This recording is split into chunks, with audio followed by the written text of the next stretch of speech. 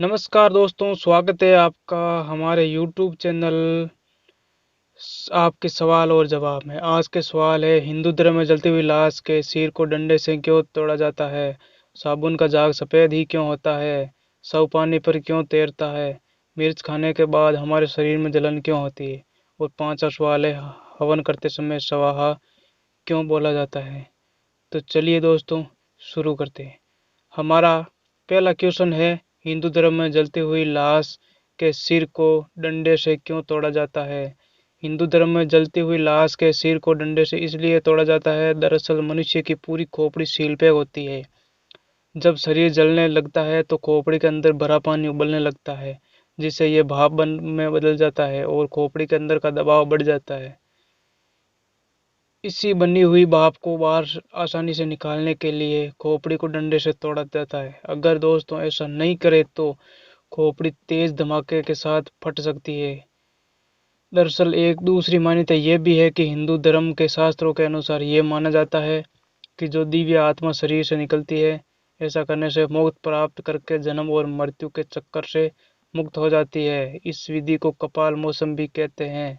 एक तरह की यह भी दिया जाता है कि खोपड़ी को तोड़ना जरूरी होता है, क्योंकि तंत्र विद्या करने वाले लोग होते हैं इस खोपड़ी का दुरुपयोग ना कर सके। दूसरा क्वेश्चन है, साबुन का झाग सफेद ही क्यों होता है? इससे जानने के लिए आपको अपने स्कूल की पढ़ाई में जाना होगा, जहाँ बताया जाता है कि किसी वस्तु का कोई रंग नहीं होता है। वस्तु पर जब भी प्रकाश की किरणें पड़ती है तो वह बाकी रंगों को सूचित कर जिस रंग को परावर्तित करती है वह उसी रंग की दिखाई देती है। जब कोई वस्तु प्रकाश की सभी किरणों को अवशोषित कर लेती है तो वह काली दिखाई देती है। जब अगर कोई वस्तु सभी रंगों को उत्सर्जित कर देती है तो वह वैसे ही दिखाई देती है। साबुन, शैम्पू और डिटर्जेंट के झाग पर यही नियम लागू होता है, क्योंकि साबुन का झाग कोई ठोस पदार्थ नहीं होता। इसी वजह से यही प्रकाश की किरणों को अवशोषित नहीं करता है।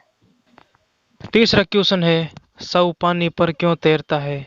वैज्ञानिक आर्किमिडीज का सिद्धांत के अनुसार कोई वस्तु पानी में तब तक तैरती रहती है जब तक वह अपने भार के बराबर पानी नहीं हटा पाती, और वस्तु के द्वारा हटाए हुए पानी का भार कम हो तो वह पानी में तैरती रहती है।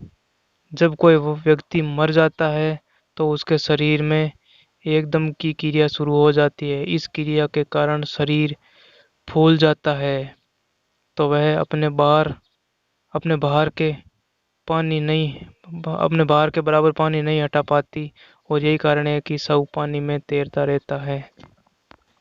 चौथा क्वेश्चन है, मिर्च खाने के बाद हमारे शरीर में जलन क्यों होती है?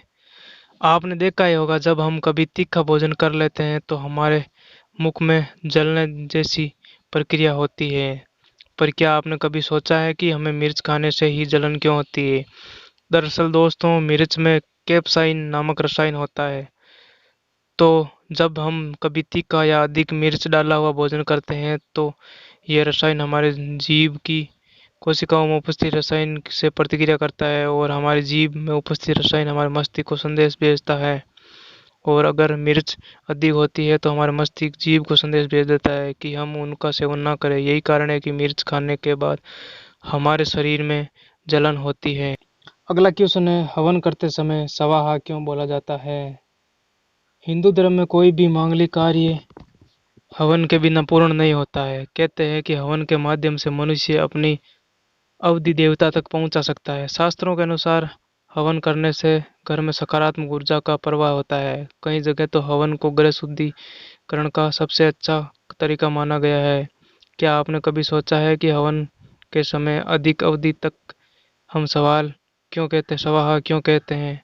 हम बताएंगे आपको कि पौराणिक कथा के अनुसार जब स्वाहा शब्द का उच्चारण हवन में आहुति के वक्त किया जाता है तो शास्त्रों के अनुसार हवन सामग्री को देवताओं तक पहुंचाने के लिए इस शब्द का इस्तेमाल किया जाता है। अब सवाल ये उठता है कि स्वाहा कहने से हवन सामग्री देवताओं तक कैसे पहुंच जाती है? शास्त्रों में अग्नि को सबसे पवित्र माना जा गया है, अतः हवन सामग्री को देवताओं तक पहुंचाने का सबसे अच्छा मार्ग अग्नि में इसकी अवधि देना है। पर जिस प्रकार से हिंदू सनातन धर्म में हर चीज जोड़े से आती है, उसी प्रकार हम अग्नि के साथ स्वाहा शब्द का उच्चारण किया जाता है। स्वाहा शब्द प्रकृति निर्गुण शक्तियों का एक प्रतीक है। मान्यताओं के अनुसार स्वाहा प्रतीक प्रकृति का एक स्वरूप है जिसका विवाह अग्नि के साथ देवताओं के आग्रह से संपन्न हुआ था।